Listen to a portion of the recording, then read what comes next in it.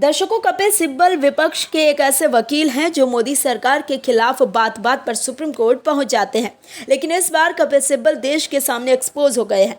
दोस्तों, इंडी ब्लॉक के नेताओं ने बेशर्मी की सारी हदें पार कर दी हैं। दोस्तों, समझने की जरूरत है कि इंडी ब्लॉक के नेता महिलाओं की अस्मिता के साथ खेल रहे हैं। वो बड़ी हैरानी वाली बात है कि इंडी ब्लॉक के नेता एक तरफ तो महिला न्याय की बात करती हैं, तो दूसरी तरफ वो महिला के लिए न्याय की बात करते हैं।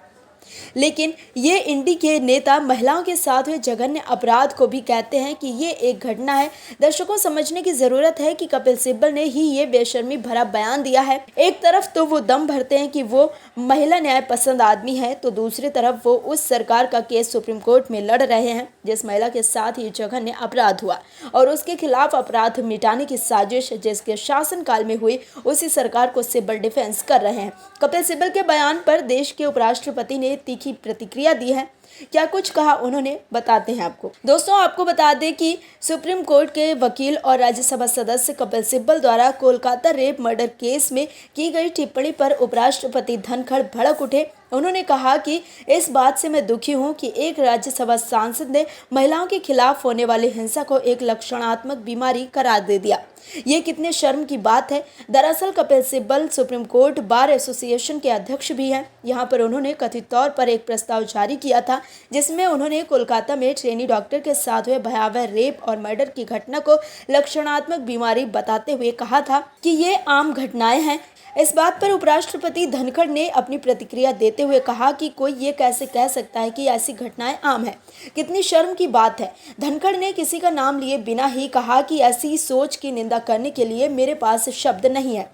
ये इतने ऊंचे पद के साथ अन्याय है कि उस पर बैठे किसी व्यक्ति ने ऐसी मानसिकता का परिचय दिया। हालांकि मुझे खुशी है कि बार के सदस्यों ने हमारी लड़कियों और महिलाओं के समर्थन में अपनी बात रखी। उपराष्ट्रपति ने कहा कि उन्होंने ये प्रस्ताव रखकर साबित कर दिया कि उन्होंने किसी और के लिए नहीं बल्कि अपने स्वार्थ के लिए ही ये कदम उठाया है। सुप्रीम कोर्ट बार एसोसिएशन के पूर्व अध्यक्ष आदेश सिंह अग्रवाल ने कपिल सिब्बल पर घटना की गंभीरता को कम करने और चल रही जांच को प्रभावित करने के लिए अपने पद का गलत इस्तेमाल करने का आरोप लगाया। अग्रवाल ने पत्र लिखा कि ये प्रस्ताव कार्यकारी समिति की सहमति के बिना एक तरफा जारी किया गया था।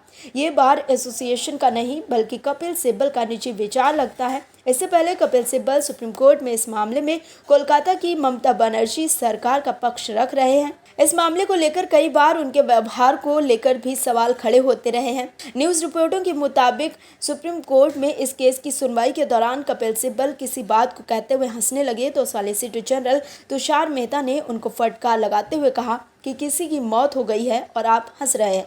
दोस्तों, समझिए कि जिनके लिए महिलाओं के साथ हुए जघन्य अपराध एक हादसा है, उनके मन में महिलाओं के लिए संवेदनशीलता का स्तर क्या होगा। दर्शकों, समझने की ज़रूरत है कि जो लोग कहते हैं कि हम महिलाओं के साथ न्याय करेंगे, लेकिन वही लोग महिलाओं के शोषण को एक घटना भर बता देते हैं। Bureau report, OMH news.